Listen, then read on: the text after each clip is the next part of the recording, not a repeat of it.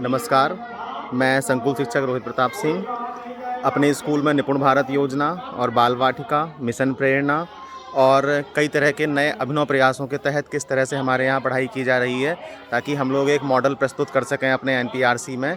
मैं आप सबको दिखाना चाहता हूँ। आइए शुरू करते हैं कक्षा।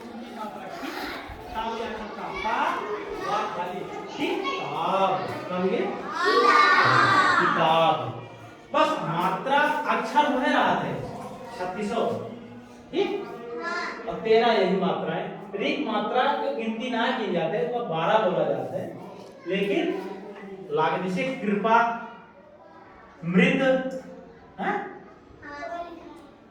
हाँ अमृत मृत है ना ये एवं नीचे लगा री की मात्रा है। सब मात्राएं अगल बगल से लगा थी और छोटे उपमात्रा और बड़े उपमात्रा और री की मात्रा ये नीचे लागत अक्षर पे ध्यान दिया देखा अक्षर के नीचे लगी है, ये अक्षर के नीचे लगा है, ये अक्षर ये तीनों जने भाई साहब एक के साथ है यहाँ नीचे वाले है ना नीचे लगा और बाकी ऊपर बगल आगे से पीछे से ना आई बात समझ ना। अब इनका 13 मात्रा अगर याद कर लिया तो बेटा ये दुनिया में जितनी हिंदी किताब लिखी है दुनिया में चाहे जो के नहीं 13 जने मिलके सब बदले हैं। अब एक बात या कहां तक चींटी पे पहले की 4 रहा ना कहां रहा 4 है ना पहले, लेकिन अब एक क्या हुआ है 30 का बहुत जोर से ना बोला जाए, छोटी चीज बहुत जोर से। अब इनके दोनों जने के ऊपर मात्रा लगी बड़ी ठीक है, दोनों जने के ऊपर लगी है ना ऊपर देखो अब बड़ी मात्रा उधर से लागत है ये क्या है देखा एक आप अलग अलग लाइन खींचेगी जैसे स्पष्ट हो ये मात्रा का है पहचान लेना ना। देखा चा अलग दिखाता है और मात्रा अलग दिखा दिया है, का अलग दिखाता है, का पे बड़ी की मात्रा अलग है। अब जैसे तो का 13 में से ना याद है मान चला अगर ना पहचान पाओ तो एक का पढ़े रह गया छोटा बड़ा छोटी बड़ी।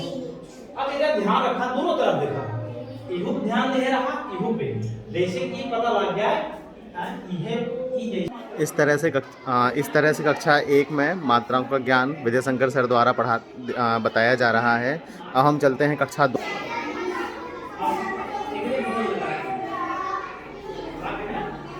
यहाँ पर हमारे शिक्षा मित्र श्री ध्रुवराज सर बाल वाटिका कार्यक्रम का संचालन कर रहे हैं और अब यहाँ पे हमारे नोडल शिक्षक बाल वाटिका जी से हम पूछेंगे कि किस तरह से वो यहाँ पर शिक्षण प्रक्रिया चला रहे हैं। हाँ सर बताइए किस तरह से आप यहाँ कर रहे हैं। यहाँ पर हम डी आकार में टाट पट्टी को बनवा करके उस पर एक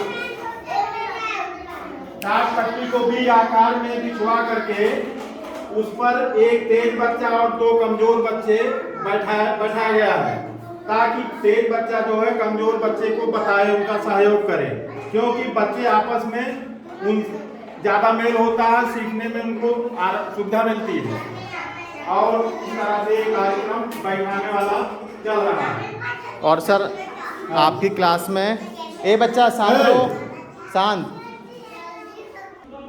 हाँ मैं ये पूछना चाह रहा हूँ कि इस क्लास में 10 बच्चे इनरोल हैं कक्षा 1 में, लेकिन यहाँ पर संख्या बहुत ज़्यादा है बच्चों की, कम से कम 25 से 30 बच्चे हैं, तो ऐसा कैसे यहाँ पर हमारे नोडल शिक्षक से पूछा सर।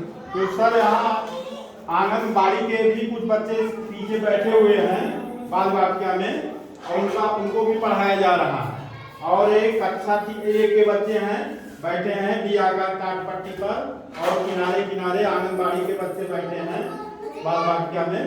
ये सब अपना पढ़ाई में इस तरह से यहाँ पर बच्चे बैठे हुए हैं और ये हमारे स्कूल के बाल वाटिका की सफलता है कि यहाँ 10 बच्चे एनरोल होने के बावजूद यहाँ पर 15 से 20 बच्चे अतिरिक्त आ रहे हैं। टोटल 25 से 30 बच्चे इस कक्षा में हैं और ये सुबह सुबह जल्दी आ जाते हैं आंगनवाड़ी वाले बच्चे और दिन भर बैठते हैं। जैसे कि कहा जाता है कि आंगनवाड़ी कार्यकर्त्री और शिक्षा मित्र या जिनने बाल वाटिका की ट्रेनिंग करी है उनको चलाना है, लेकिन हमारे यहाँ केवल जो शिक्षा मित्र हैं हमारे यहाँ के बाल वाटिका नोडल शिक्षक वो इस कार्यक्रम को चला रहे हैं और सफलतापूर्वक चला रहे हैं। आप देख सकते हैं संख्या बच्चों की। गुणवत्ता है तभी यहाँ पर संख्या है। और इस क्लास में कुछ अभिनव प्रयोग किए गए हैं। देखिए 3 बच्चों का ग्रुप है, जिसमें एक बच्ची थोड़ी सी पढ़ने में अच्छी है, 2 बच्ची जिनको पढ़ना थोड़ा सा कम अच्छा लग रहा है या नहीं पढ़ पा रहे हैं, तो आपस में डिस्कशन करके आपस में गतिविधि के माध्यम से भी बच्चे सीख रहे हैं और अध्यापक इसका पर्यवेक्षण करते हैं। देखिए किस तरह से ये बच्चे बैठे हुए हैं, कुछ बच्चे अपना काम कर रहे हैं, कुछ बच्चे कुछ कर रहे हैं। ये हमारे यहाँ का बाल वाटिका है और ये आंगनवाड़ी वाले बच्चे हैं जो कि कक्षा 1 में जब आएंगे तब सीखने के लिए कुछ करें। क्या बना रही हो ये क्या बना रही है बताओ? आम बना रही हो तो 0 तो गोल गोल, अरे वाह गोली बना रही हैं, बढ़िया। पहले गोली बनाने का काम तुम क्या लिख रहे हो? तुम भी आंगनवाड़ी में हो? बढ़िया, दिखो। अरे वाह बहुत बढ़िया, तुम लोग भी बहुत अच्छे से कर रहे हो। तुम क्या लिख रहे हो? अरे वाह 1 3 3 4 7 8 1 0, बढ़िया है। अब देखिए हम कक्षा 4 में जाएंगे। कक्षा 1 2 3 में हम लोग जा चुके हैं, देख चुके हैं वहाँ पढ़ाई का स्तर। अब कक्षा 4 में बच्चों का स्तर देखेंगे। ये हमारी यहाँ की कक्षा 4 है। यहाँ पर संदीप सर पढ़ा रहे हैं बच्चों को। इस तरह से बच्चे यहाँ पर शिक्षण कर रहे हैं। बच्चों समझ में आ रहा है हिंदी का बेटा? इसको समझ नहीं आया? कोई ऐसा बच्चा जिसको समझ में आया हो? ठीक है, चलो कोई बात नहीं, जिसको नहीं समझ में आया तो उसे समझा देंगे। ठीक है, ठीक। ये सब समझ में आ गया? Yes sir. जोड़ दिया गया है? अब हम तुमको पढ़ाएंगे वो क्या, आरोही और अवरोही क्रम। ठीक है, आज से नई चीज। अब हम कक्षा 5 में जाएंगे। यहाँ की, यहाँ पर बच्चे किस तरह से चीज़ें कर रहे हैं वो देखते हैं। यहाँ किस तरह से पढ़ाई हो रही है बच्चों की।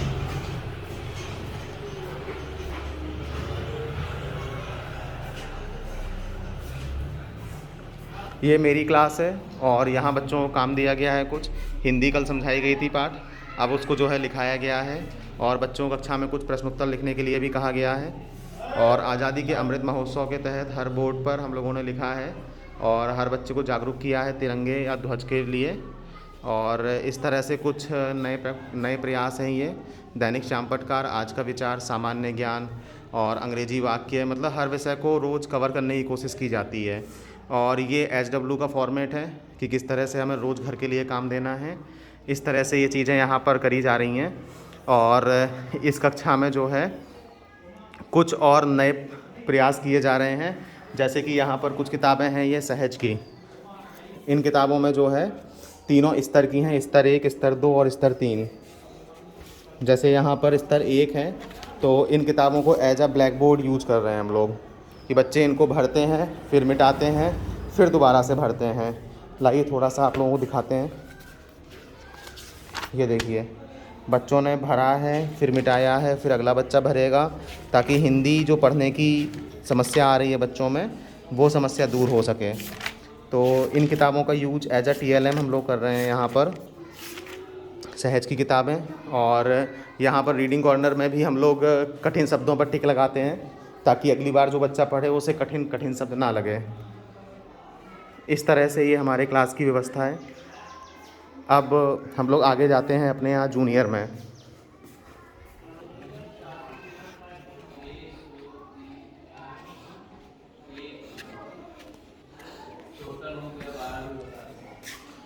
ये हमारे यहाँ की कक्षा 6 है, जहाँ पर राजेंद्र सर पढ़ा रहे हैं। 1 2 3 4 कुछ करा है।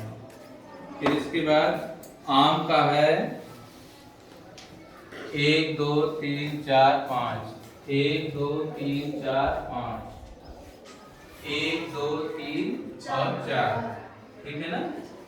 और केला का है 1 2 3, अनार का है 1। अंतरा में ये जो 4 टैली है, जैसे 1 2 3 4 तक तो हम टैली लगाते हैं। लेकिन अगर कोई चीज 5 बार आएगी तो हम क्या करेंगे, ऐसे काट देंगे। समझ में आया? मतलब 1 2 3 4 5, ठीक है ना। कोई चीज अगर 4 के बाद 5 बार आती है तो उसको हम काट देते हैं। इसका मतलब हमें गिनने की जरूरत नहीं पड़ेगी। देखने में लगेगा 5 5 10 10 2 12। ये कितनी बार सेब आया है? 12 बार। अच्छा संतरा बताओ कितनी? अच्छा सर बताइए, आप यहाँ पर क्या पढ़ा रहे हैं बच्चों को? जी सर, ऐसा है कि जो हमें तो क्विज के लिए हम जितने भी प्रश्न हैं क्विज के, वो सारे प्रश्नों को हम लिख के समझा देते हैं बच्चों को, ताकि सभी बच्चों को क्विज की वास्तविकता समझ में आए। क्योंकि मोबाइल में हर बच्चे के पास मोबाइल नहीं है, तो मोबाइल से हम ही लोग करवाते हैं उसको। अगर हम उसको पहले से समझा देते हैं तो सभी बच्चों को समग्र रूप से समझ में आ जाता है और क्विज करने में उनको आसानी भी होती है। इससे उनका नॉलेज भी बढ़ता है और इसको हम किताबी ज्ञान से भी जोड़ते हैं, ताकि बच्चों को ये न लगे कि जो हम क्विज करा रहे हैं वो कहीं बाहर से आया हुआ है। क्योंकि कक्षा 6 के बच्चे हैं, जितनी भी चीज़ें हैं सब कक्षा 6 की किताब से हैं और इसी मैथ से हैं। और संयोग की बात यह है कि आज हमने टैली चिन्ह इनको पढ़ाया था, क्विज में भी देखिए टैली चिन्ह आया है। धन्यवाद सर। अब हम जाते हैं कक्षा यहाँ की कक्षा 7 में और वहाँ देखते हैं किस तरह से पढ़ाया जा रहा है। ये है यहाँ की कक्षा 7। ब्रह्मदत्त नामक राजा प्रसिद्ध था, इसके लिए धर्म प्रियता और न्याय प्रियता शासन के लिए राजा ब्रह्मदत्त देश बदल कर घूमता था, जिससे पता लग सके कि कोई दोष बताने वाला है नहीं। तीसरी चीज, राजा धार्मिक एवं न्याय प्रिय शासन का होना चाहिए। उसका शासन जो होना चाहिए वो न्यायप्रिय होना चाहिए और धार्मिक होना चाहिए राजा को। और इस चौथा प्रश्न, बोध सत्य के कथन को प्रमाणित करने के लिए बोधे जो थे मीठे थे ना?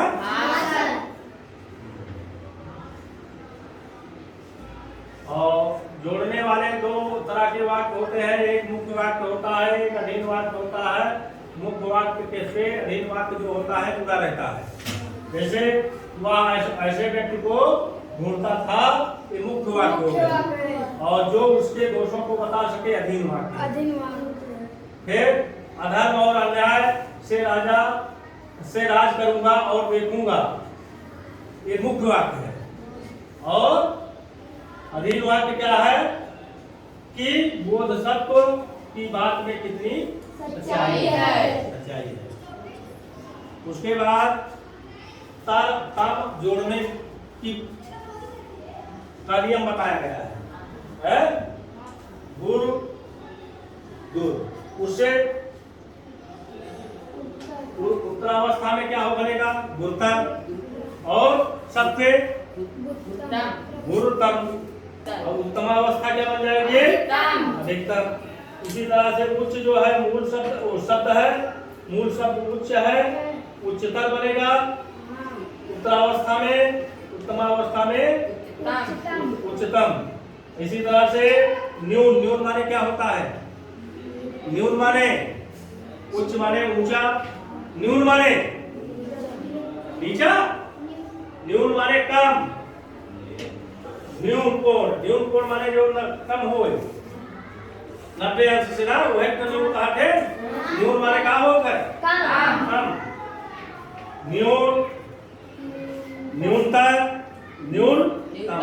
न्यूनतम माने सबसे छोटा। अगर कहीं लिखा गया न्यूनतम माने सबसे छोटा, सबसे कम। इस तरह से हमारे यहाँ कक्षा 7 में हमारे यहाँ के जो प्रधानाध्यापक हैं ललित नारायण त्रिपाठी जी, वो हिंदी पढ़ाते हैं। आइए जानते हैं उनसे कि हिंदी पढ़ाने का उनका क्या तरीका है, ताकि बच्चे अच्छे से सीखें। हाँ सर। हाँ, सबसे पहले तो अक्षर ज्ञान पर विशेष। अक्षर ज्ञान अगर बच्चे को है, मात्रा अक्षर ज्ञान है, उनका मिला करके उच्चारण मस्त है। उच्चारण पहले बच्चा सुने, उच्चारण सुनिए, कौन सा अक्षर कौन सी मात्रा निकल रही है? जब उच्चारण समझ लेंगे, अक्षर का उच्चारण है का, गा है, मात्रा लग गई, ऊ की ऊ हु है घा में ऊ की मात्रा लगाई भू है फिर ऊपर चंद्र बिंदी लिख दिया घा लिख दिया क्या बन गया घूंघट क्या बना अब पहले तो उच्चारण करेंगे घा लिखा घा में दूसरी मात्रा फिर चंद्र बिंदी फिर घा घा घूंघट घूंघट ना जैसे चौतरफा लिखना है चौतरफा कैसे लिखेंगे उच्चारण पर ही जाइए चा में किसकी मात्रा निकल रही है ओ की चौ चौ त र फ आत्मता चौतरफा ये उर्दू का शब्द है हिंदी का नहीं है लेकिन ये भी कहा जाता है चौतरफा। आइए अब अपने यहाँ के कक्षा 8 में चलते हैं। यहाँ किस तरह की शिक्षण व्यवस्था है। यहाँ हमारे राजीव रंजन सर पढ़ा रहे हैं बच्चों को। ये यहाँ की क्लासरूम है। आप देखिए कि जिन वस्तुओं का हम उपयोग अपनी आवश्यकताओं की पूर्ति के लिए करते हैं, चाहे वो यातायात के संसाधन हो, चाहे हम जो खाने पीने की वस्तुएं प्रयोग में लाते हैं वो वस्तुएं किनसे प्राप्त होती हैं, या और आवश्यकताओं की पूर्ति के लिए जिन संसाधनों का प्रयोग करते हैं वो सब जिन वस्तुओं का हम प्रयोग करते हैं वो सभी वस्तुएं संसाधन कहलाती हैं। संसाधन कई प्रकार के होते हैं, जैसे यातायात के संसाधन है, और जो संसाधन ऐसे संसाधन जिनको बनाने के लिए मनुष्य का कोई योगदान नहीं रहता है, मनुष्य स्वयं नहीं बनाता है, और अर्थात ऐसे संसाधन जो हमें प्रकृति द्वारा निःशुल्क मिलते हैं, मतलब फ्री में मिलते हैं, उन संसाधनों को हम प्राकृतिक संसाधन कहते हैं।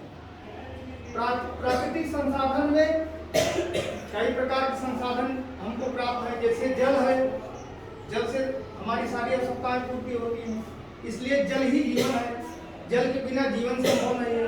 और मिट्टी है, वायु है, सूर्य है, ये सब प्राकृतिक संसाधन है। ये अब हम जानेंगे कि कक्षा 8 में राजीव रंजन सर जो पढ़ा रहे हैं उनके पढ़ाने का क्या तरीका है और किस विधि से वो पढ़ाते हैं।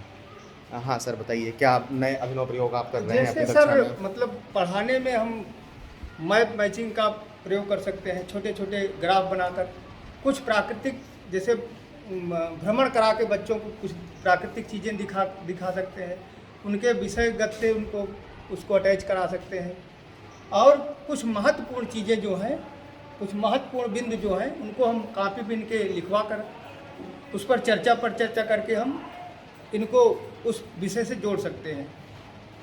और तमाम चीज़ें हैं, जैसे विद्यालय में है, ग्रुप बना के बच्चों को तमाम गतिविधियां उनको करा दें, जैसे पर्यावरण से संबंधित जितनी चीज़ें हैं, उसमें सामाजिक जितने विषय हैं उनके अलग अलग ग्रुप बनाकर उनको जैसे चार्ट की व्यवस्था या छोटे छोटे ग्रुप में उनको छोटा छोटा कार्य देकर इस प्रकार उनको आगे बढ़ाया जा सकता है। बहुत बहुत धन्यवाद सर आपका। जी सर, धन्यवाद। Thank you. इस तरह से हमारे स्कूल की ये शिक्षण व्यवस्थाएं थी। इस तरह से हमारा स्कूल 1 से 8 तक संचालित होता है, और इसमें हम लोग पूरा प्रयत्न कर रहे हैं कि स्कूल में हर एक चीज़, जितनी भी सरकार की योजनाएं चल रही हैं, हर तरीके से पढ़ाने का बेस्ट से बेस्ट प्रयोग किया जाए। जितनी भी योजनाएं हैं उनको लागू करने का पूरा प्रयास किया जाए। धन्यवाद।